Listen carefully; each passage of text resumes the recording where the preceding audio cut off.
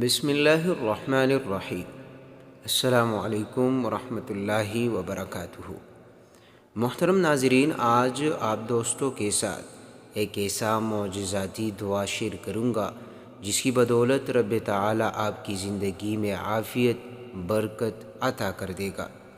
ناظرین، آج تک آپ نے بہت سے لوگوں کو سنا ہوگا کہ وہ کہتے ہیں کہ میرے پاس مال اور دولت بہت زیادہ آتی ہے لیکن ویسے ہی جاتی رہتی ہے، میرے پاس باقی نہیں رہتی۔ میرے بات کا مطلب یہ ہے کہ اس میں برکت نہیں ہوتی۔ تو آئیے آج ایک ایسا ذکر آپ دوستوں کو بتانے والا ہوں جس کے سننے سے یا پڑھنے سے نہ آپ کے رزق میں برکت بلکہ آپ کے رزق میں خوب اضافہ رہے گا اور ہر طرف سے برکت ہی برکت آنے لگے گی۔ ناظرین، اس دعا کی ایک بہت بڑی فضیلت اور فائدہ یہ ہے کہ اس دعا کی بدولت رب تعالی آپ کی زندگی میں عافیت، برکت عطا کر دے گا، آپ کے جسم کو طاقت اور توانائی عطا کر دے گا، آپ کے ہر کام میں آسانی پیدا ہوگی، آپ کے کاروبار انشاءاللہ خوب چمکے گا۔ بس آپ نے کرنا کیا ہے، آپ نے ان دعاؤں کو توجہ کے ساتھ آپ نے سننا ہے۔ اگر پڑھنا آتا ہے تو میرے ساتھ آہستہ آہستہ آپ پڑھیے اور آخر میں آپ نے ہر دعا پر آمین ضرور کہنا ہے۔ محترم ناظرین، جو لوگ چاہتے ہیں کہ ان کے گھروں میں برکت ہو، ان کے رزق میں اضافہ ہو، ان کی جو بھی خواہش ہو، مکان، گاڑی، پیسہ، کاروبار، تو ان دعاؤں کی بدولت رب تعالیٰ سے آپ دعا ضرور مانگے۔ انشاءاللہ رب تعالیٰ وہ کچھ آپ کو عطا کرے گا جو آپ رب تعالیٰ سے مانگو گے۔ بس آپ کا یقین کا جو ہے وہ انتظار ہے کہ آپ نے رب تعالیٰ پر کامل یقین رکھتے ہوئے آپ نے ان دعاؤں کو پڑھنا یا سننا ہے اور آپ نے آخر میں دعا ضرور کرنا ہے۔ آئیے ایک بار میرے ساتھ ان دعاؤں کو پڑھیے یا سنیے اور آخر میں آپ نے جو ہے کمنٹ ضرور کرنا ہے، اچھا سا کمنٹ کر لے تاکہ انشاءاللہ ہم جب بھی دعا مانگیں گے تو آپ کی انشاءاللہ اس میں آپ کے لیے دعا ضرور ہوگی۔ بسم اللہ الرحمن الرحیم۔ اللہم فی هذا الصباح ارزقنا حلو الحیاة وخیر العطاء وسعه الرزق ولباس العافیہ۔ اللهم نسألك السلامة في ديننا والبركة في أرزاقنا والصحة في أبداننا والمغفرة لآبائنا وأصحة في أبداننا والمغفرة لآبائنا وأمهاتنا. اللهم ارزقنا السكينة في قلوبنا والسعادة في بيوتنا والصحة في أبداننا والبركة في أرزاقنا. اللهم اجعل هذا الفجر بداية خير لأيامنا ونورا في طريقنا وتوفيقا في أعمالنا، راحة في صدورنا ورضا في قلوبنا وسعادة تملأ أرواحنا. اللهم يا رب يا فارج الهم وكاشف الغم، فرج همي ويسر أمري وارحم ضعفي وقلة حيلتي وارزقني من حيث لا أحتسب يا رب العالمين. اللهم يا مسهل الشديد ومنيل الحديد ومنجز الوعيد ويا من هو كل يوم في أمر جديد، أخرجني من حلق الضيق إلى أوسع الطريق بك يا عظيم.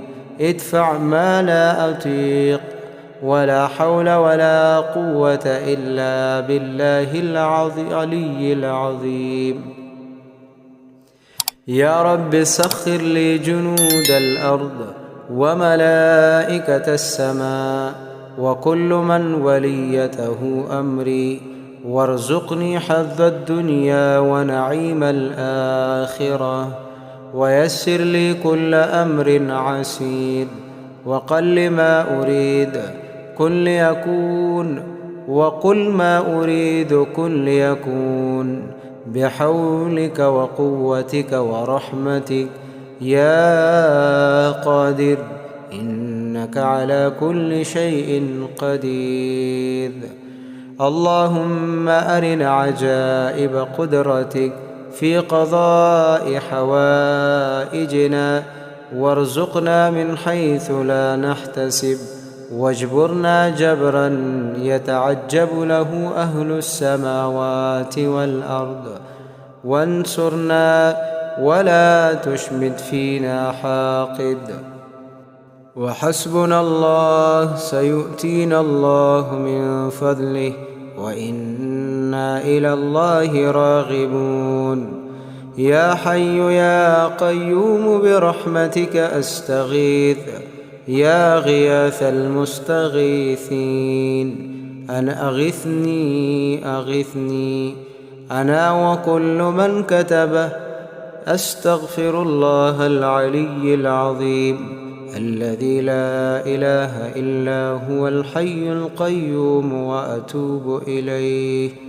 اللهم في هذا الصباح ارزقنا حلو الحياة وخير العطاء، وسعه الرزق ولباس العافية.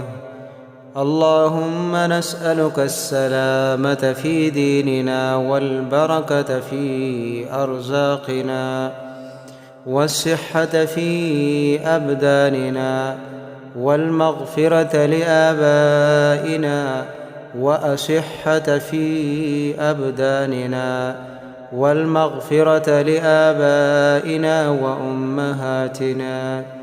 اللهم ارزقنا السكينة في قلوبنا، والسعادة في بيوتنا، والصحة في أبداننا، والبركة في أرزاقنا.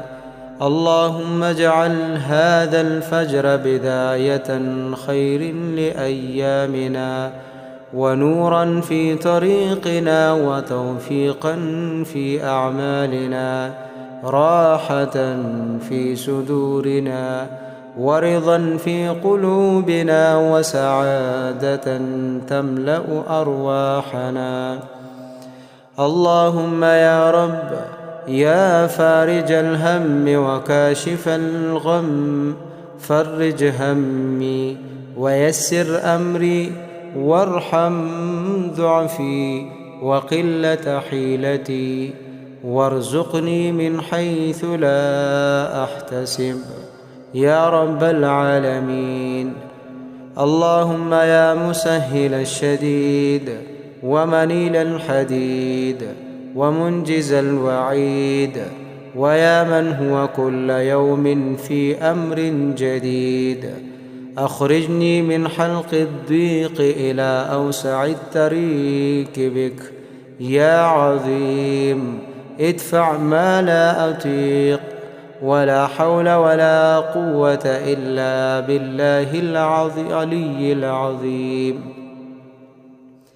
يا رب سخر لي جنود الأرض وملائكة السماء، وكل من وليته أمري، وارزقني حظ الدنيا ونعيم الآخرة، ويسر لي كل أمر عسير، وقل ما أريد كن ليكون، وقل ما أريد كن ليكون، بحولك وقوتك ورحمتك يا قادر، إنك على كل شيء قدير.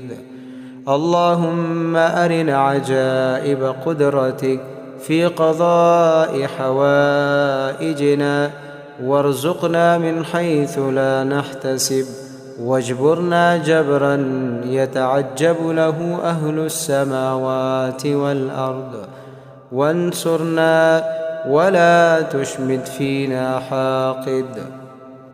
وحسبنا الله سيؤتينا الله من فضله وإنا إلى الله راغبون. يا حي يا قيوم برحمتك أستغيث يا غياث المستغيثين. أنا أغثني أنا وكل من كتبه. أستغفر الله العلي العظيم الذي لا إله إلا هو الحي القيوم وأتوب إليه.